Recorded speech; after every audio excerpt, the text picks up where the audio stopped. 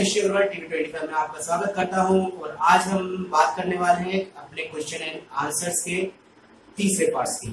तो चलिए शुरू करते हैं। कुछ हमारे फ्रेंड्स हैं जो हमें थैंक्स भी भेजते रहते हैं, उनके लिए थैंक्स कि आप हमें थैंक्स नाइस इस तरीके से कमेंट्स देते हैं जो मुझे अप्रिशिएट करते हैं। मुझे बहुत अच्छा लगता है जब आपके कमेंट्स आते हैं। तो ऐसा ही हमारे कमेंट्स किया है हमारे संतोष दुबे सर ने, उन्होंने भेजा है हमारे म्यूचुअल फंड्स जो हमने बनाया था उसके लिए उन्होंने बोला है थैंक्स। तो वेलकम सर और थैंक यू जो आपने हमको थैंक्स बोला। तो हमारा पहला क्वेश्चन लेते हैं। हमारे सर ने पूछा है संतोष मुदुरी सर ने। संतोष मुदुरी सर कहते हैं कि सोच रहा हूँ कोटक सिलेक्ट फोकस फंड में इन्वेस्ट कर दूं। तो मैं आपको बताना चाहूंगा संतोष सर, हमने कोटक सिलेक्ट फोकस फंड को मैंने देखा, उसमें देखा मैंने कि वो आपको 18 से 28% तक रिटर्न देता है। जो फंड्स आपको 15 से ऊपर रिटर्न देते हैं उसको मैं अच्छा मानूंगा और मैं कहूंगा कि अगर आप इन्वेस्ट करना चाहते हो तो इन्वेस्ट कर सकते हैं। लेकिन बस आपको ये ध्यान रखना है कि जब भी आप इन्वेस्ट करते हैं तो 4 प्रकार के आपको फंड्स एक ही नाम से देखने को मिलता है। एक मिलेगा Kotak select focus direct fund growth और एक मिलेगा Kotak select focus fund regular growth. अब इन दोनों में देखते हैं। पहले इन दोनों में आप देखेंगे तो एक है रेगुलर ग्रोथ वाला ऑप्शन है और एक है डायरेक्ट ग्रोथ वाला ऑप्शन है। तो आप जब देखोगे जो रेगुलर है इट मींस उसके बीच में कोई दलाल है, यानी कि आप जो इन्वेस्टमेंट कर रहे हैं वो किसी के थ्रू कर रहे हैं और आपको जो प्रॉफिट होगा उसमें से वो कुछ प्रॉफिट अपने लिए बुक करेगा। यानी कि बीच में एक कोई दलाल आपका पैसा खा रहा है जो 1% या आधा % उसको वो प्रॉफिट खा जाएगा।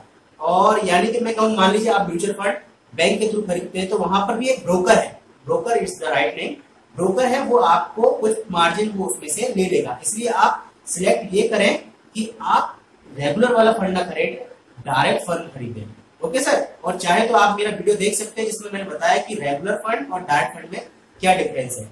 और फिर दूसरा जो 2 और है उसमें बताता हूँ। एक है रेगुलर डिविडेंड और एक है डायरेक्ट डिविडेंड। रेगुलर मींस आप समझ गए कि ब्रोकर के थ्रू आपने डिविडेंड में फंड में लगाया और वो समझ गए कि डायरेक्ट के थ्रू डिविडेंड में लगाया। तो डायरेक्ट में ऑफ कोर्स आपको ज्यादा पैसा मिलेगा क्योंकि वो आप डायरेक्ट मिल रहे हो। अब डिविडेंड और ग्रोथ इन दोनों में से कौन सा अच्छा है इसके लिए मैं अलग से वीडियो बनाऊंगा जिसमें आप देखिएगा, उसमें मैं थोड़ा सा ब्रीफ करूंगा। मैं आपको इन शॉर्ट बता देता हूं।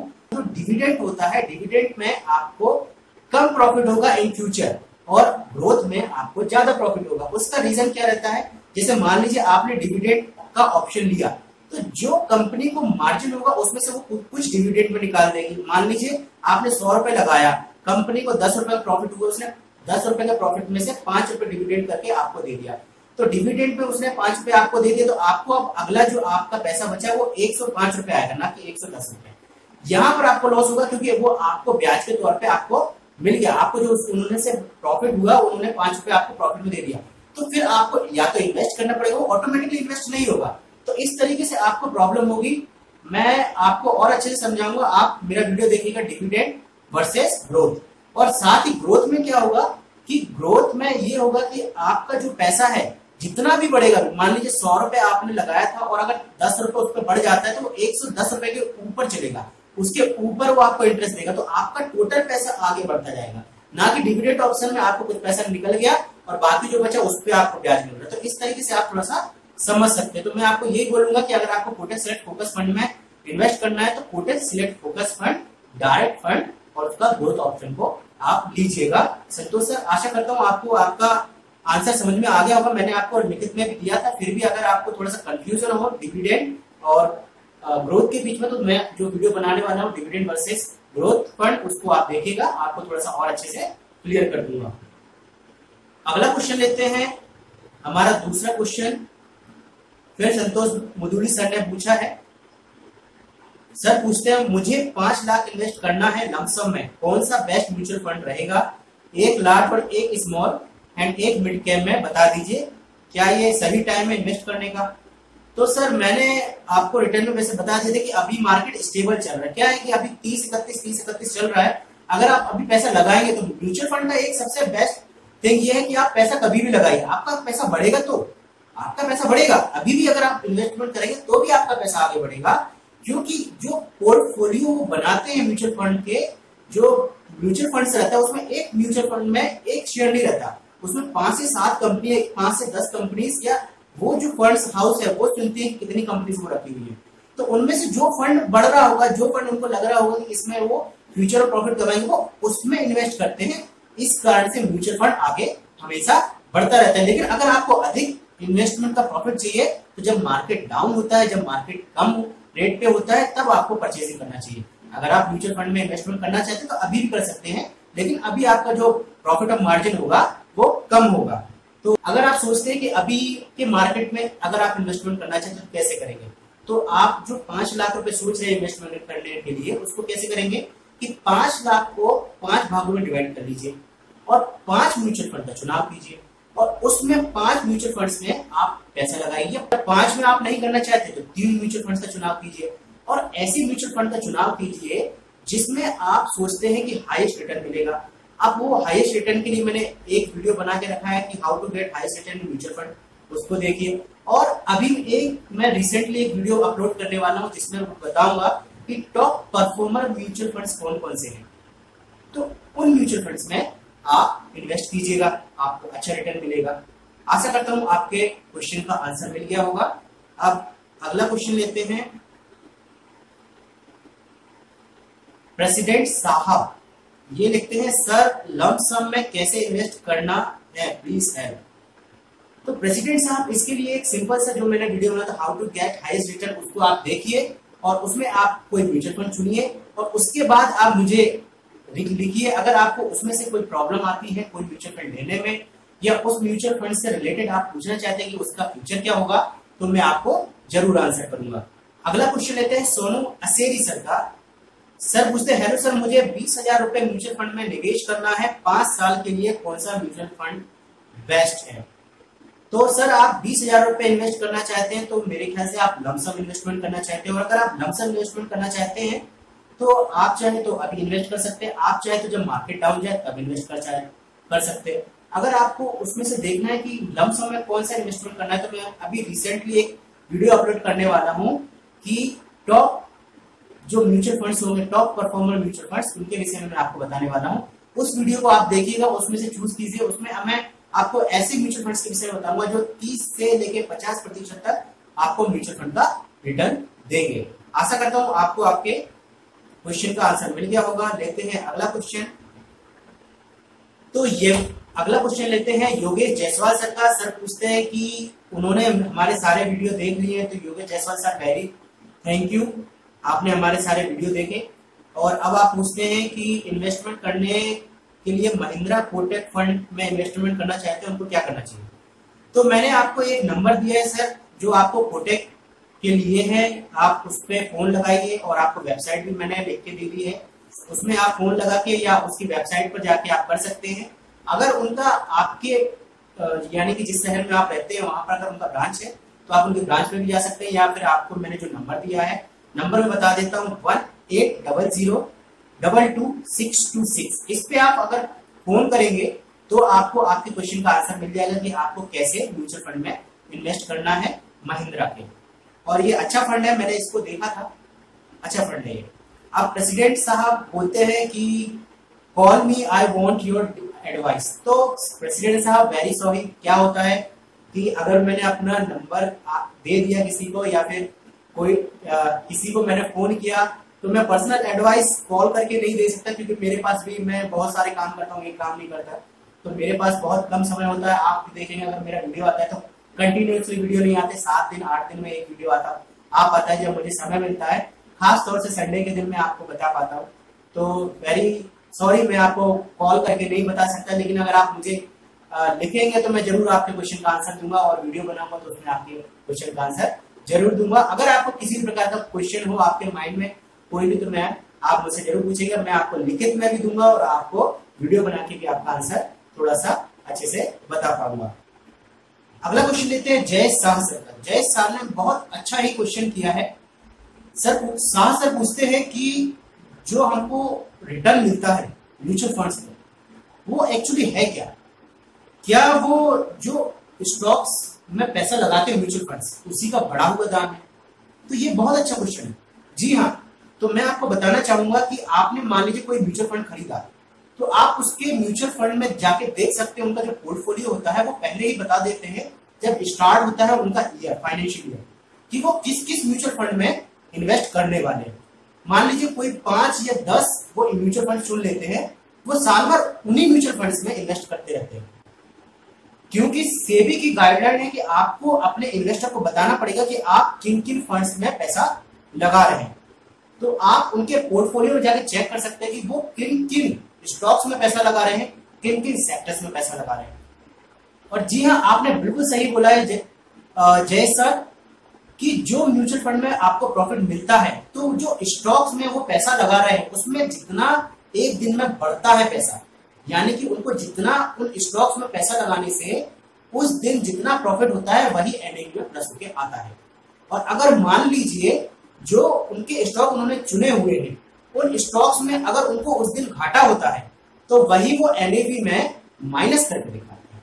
आशा करता हूं आपका आंसर आपको मिल गया होगा और बहुत अच्छा क्वेश्चन था आपका। चलिए अगला क्वेश्चन लेते हैं। हमीम रोशन सर का, वो पूछते हैं बेस्ट म्यूचुअल फंड 2017 के कौन कौन से हैं। मुझे बहुत सारे व्यूवर्स हैं, मेरे बहुत सारे फ्रेंड्स हैं जो पूछ रहे थे 2017 का कोई म्यूचुअल फंड बताए, तो मैं आपके इतने बार बार कहने के कारण मुझे ये वीडियो बनाना पड़ रहा है। तो आपको 2017 के टॉप परफॉर्मर, 2017 के ही नहीं सारे ईयर्स का टॉप परफॉर्मर्स म्यूचुअल फंड्स के विषय में बताएगा। तो आशा करता हूं कि हमीम सर आपको आपका आने वाले टाइम में बहुत जल्दी ही आंसर मिलने वाला है कि 2017 के बेस्ट म्यूचुअल फंड्स कौन से हैं। तो चलिए अगला क्वेश्चन लेते हैं प्रकाश वाधवानी सर का। प्रकाश वाधवानी सर कहते हैं हाय सर। तो हाय प्रकाश वाधवानी सर, और वो कहते हैं कि मैं लमसम में इन्वेस्ट करना चाहता हूँ 3 साल के लिए, लेकिन अगर एनएवी फॉल्स होती है तो क्या मुझे खरीदना चाहिए, बेचना चाहिए या होल्ड करना चाहिए। प्रकाश सर बहुत अच्छा क्वेश्चन पूछा है और ये सभी व्यूवर्स को जानना चाहिए कि एक्चुअली उनको म्यूचुअल फंड को कब क्या करना चाहिए। मान लीजिए कि म्यूचुअल फंड आपने आज खरीदा और उसका रेट अभी जो चल रहा है वो डाउन चला है, तो इंसान घबरा जाता है कि यार मैंने कल 10,000 रुपए लगाया, आज उसका रेट 9,000 रुपए रह गया, मुझे 1,000 रुपए का लॉस हो। और यहां वो घबराहट में सेल आउट करने की सोचने लगता है और देखता है कि नेक्स्ट डे फिर डाउन हो गया और उसका 8,500 रुपए। तो 10,000 रुपए का वो 1,500 रुपए का उसको वो बचा नहीं पाता कि उसको 1,500 रुपए का लॉस हो गया, क्योंकि वो कंटिन्यू वॉच कर रहा है उस चीज को। तो इस तरीके से उसको परेशानी होने लगती है कि अब मैं क्या करूं, उसको सेल कर दूं, सेल कर दूं, सेल कर दूं। लेकिन यहीं पर वो सबसे बड़ी गलती है। जी हाँ, उसको ये टाइम देखना चाहिए, उसको थोड़ा सा पेशेंस रखना चाहिए, उसको सेल नहीं करना है, क्योंकि ये टाइम तो आपको खरीदने का है और जो आपने ले रखा है उसको होल्ड करने का है कि जब उसकी पोजीशन सही आ जाए, जब उसका प्राइस सही आए और जितने टाइम के लिए उसने इन्वेस्टमेंट किया है उतने टाइम बाद वो उसको सेल करे, यानी कि 3 साल बाद। क्योंकि मार्केट अप डाउन होता रहता है, लेकिन घबराना नहीं है, उसमें 3 साल बाद ही आपको देखना है। 3 साल से पहले आपको नहीं देखना है। अगर मार्केट नेगेटिव में भी जा रहा है, अगर आपका जो ये आपका जो इन्वेस्टमेंट है वो आपने भले ही लमसम में किया है लेकिन नेगेटिव में आपको दिखा रहा है, तो मैं इसको एक सिंपल तरीके से बताता हूं कि आपको जब भी म्यूचुअल फंड डाउन जाता है तो आपको बेचना नहीं है। आपको वो मौका है कि वो आप चीज को सस्ते में खरीद सकते हैं, यानी कि जिस म्यूचुअल फंड की एनएवी 300 रुपए रहती है, मान लीजिए 300 रुपए रहती है, वो आपको 200 रुपए में मिल रहा है तो आपको सस्ते में मिल रहा है। और जब सस्ते में मिल रहा है तो आपको खरीदना है। अगर आप उस टाइम पे जो आपने 300 रुपए खरीदा वो 200 रुपए में बेच देंगे तो आपको लॉस ही होगा।